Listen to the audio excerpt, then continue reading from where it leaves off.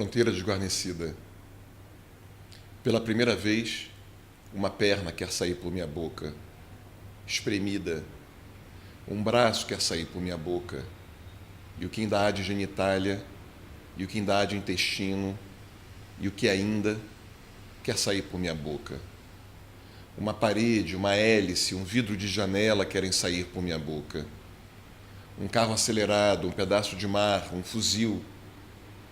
Sob o testemunho pânico de alguns, uma desordem no corpo e nas coisas.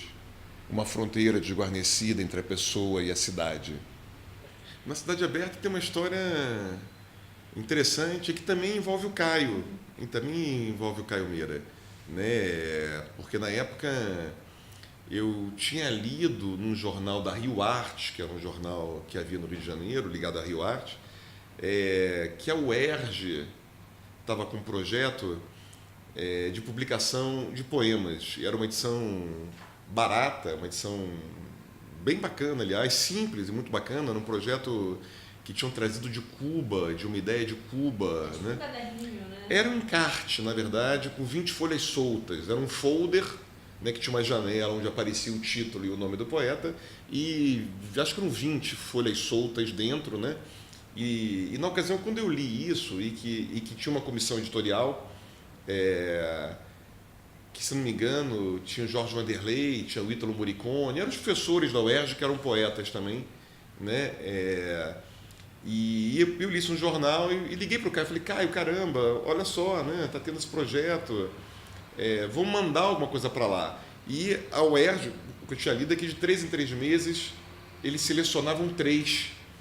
E aí eu e o Caio, a gente resolveu mandar, mas a gente resolveu mandar separados, para a gente não competir um com o outro.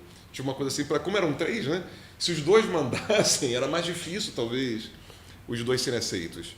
E aí, como eu tinha lido, eu mandei primeiro, né? E foi aceito. Né? Eu não conhecia ninguém lá, foi uma coisa assim puramente casual, dentro do projeto, que era um projeto bem legal na ocasião. E depois o Caio mandou e também foi aceito também. E assim começou o primeiro livro meu e o primeiro livro do Caio. Né? Você coladinho o lançamento. Foi logo depois, né? Acho que uma diferença de... eu nem sei se o lançamento foi junto, agora eu não estou lembrado. Porque fui eu, a Adele Weber, que também foi quando eu conheci a Adele, e eu não lembro se o Caio lançou, se o lançamento foi o mesmo ou se foi depois, mas foi muito próximo, foi uma diferença ali. Se foi diferente, foi uma diferença de pouquíssimo tempo. E A Fronteira Desguarnecida? Aí tem um livro anterior também, né, que é Os Escritos da Frequentação, que é um livro que eu fiz, né, assim, um livro feito artesanalmente, né, assim, feito de alguma maneira, o projeto todo foi feito em casa, e a Bianca Peregrini, com quem na época eu era casado, e ela era artista plástica, artista visual, ela fez uma aquarela para cada capa. Então, cada exemplar, né, tem uma aquarela única, assim, desse livro, né? E ele é o segundo livro, quer dizer, um livro que eu inventei uma editora, que é a editora Panhon, né? Assim, mas é um livro feito em casa, feito uma gráfica, rodei, essas coisas, né?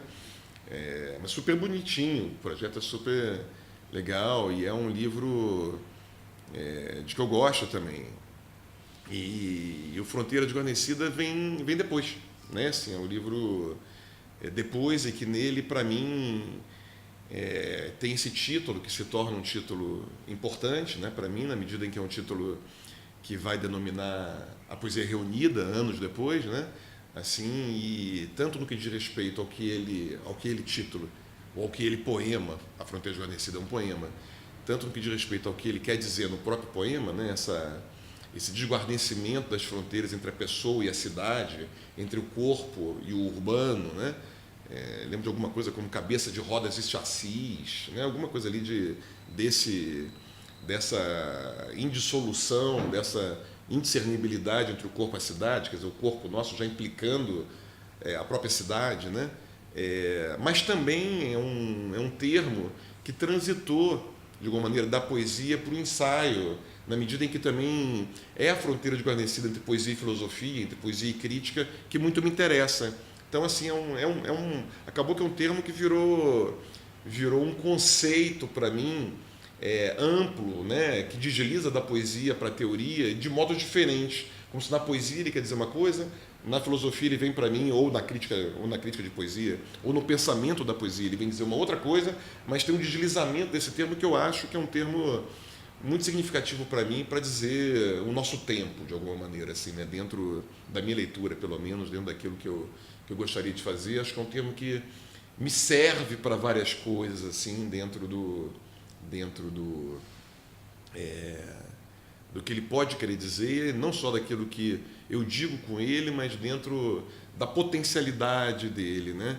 E também é curioso porque, quer dizer, você perguntou desses 3 primeiros livros e eles sinalizam, me parece, alguma coisa que é constitutivo no meu trabalho de poesia também, que é o primeiro livro são poemas de versos curtos, de modo geral.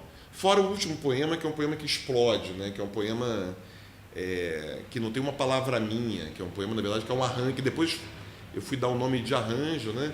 E passou a ser uma coisa que foi acontecer, que é um poema que eu estava no trem uma vez, né? Peguei um trem, e pegava muito trem na ocasião, para dar aula, nos horários de rush, né? E os vendedores ambulantes, né? Estavam muito presentes no trem sempre, aquela coisa, né? E aí eu fui pegando as frases dele, então, sei lá, alô House, aqui na minha mão vai pagar R$1, confete daqui bom, R$1, aqui na minha mão, coleira de cachorro, R$1. E aí eu fui usando esses termos todos dos ambulantes para fazer um poema só com as frases deles. É o momento em que o verso ali que vinha compondo esse primeiro livro, que é uma reunião de poemas desse primeiro livro, na verdade, explode, né? E vai gerar o segundo livro, que são fragmentos, na verdade, né? Uma coisa ali um pouco, digamos assim, na época eu estava lendo muitos pré-socráticos, ao mesmo tempo também estava lendo muito Jabés, né? Edmond Jabés, poeta que eu adoro, lendo, obviamente, muitos românticos alemães, então, os primeiros românticos alemães. Então tem uma coisa ali meio do passo a passo, né? Nem sei se eu chamaria de fragmentos, acho que não, mas é uma coisa numerada, aí vem 2 coisas, 2, uma frase, 3, né? Um certo passo a passo que já não é como o primeiro livro era. E A Fronteira Desguarnecida, eu lembro que quando acabei os Críticos da Frequentação, também fiquei um pouco sem escrever, um tempo, e depois de um certo momento eu escutava um ritmo, mas era um ritmo sem palavras, era muito estranho, porque era como se eu escutasse um ritmo e eu falava, não, o próximo livro eu quero esse ritmo. Mas como é que eu posso escutar um ritmo se eu não tenho as palavras nesse ritmo, né? E um dia eu estava na biblioteca da Maison de France, no Rio, e peguei um livro do René Char para ler, né? La Parole en Archipel, lembro até hoje. Foi o primeiro livro do René Char que eu li. Depois eu comprei a poesia completa dele. E quando eu estava lendo esse livro, me veio um poema para o René Char, né? Eu fiz um poema para o René, e aí foi o primeiro poema que gerou A Fronteira Desguarnecida. Eu falei, não, é esse ritmo que eu estava escutando, entendeu? E aí o livro inteiro é desse ritmo, que é aqueles bloquinhos de prosa, né? Ele é uma poesia em prosa. É uma poesia em prosa, não tem verso. E aí o livro seguinte, O Ecometria do Silêncio, vai começar com verso e termina em prosa. Aí o outro livro, que é A Vida Assim, mistura completamente verso e prosa. E aí isso vai essa inquietação com a forma, né? Essa impossibilidade da minha poesia, da forma se consolidar de uma maneira determinada. É como se, para mim, a forma fosse muito mais uma maneira do informe comparecer do que uma tentativa de fixar uma forma qualquer, né? E os poemas vão se tornando cada vez mais longos, até chegar no último livro, né? Que tem poemas de, sei lá, 6 páginas, alguma coisa assim, né?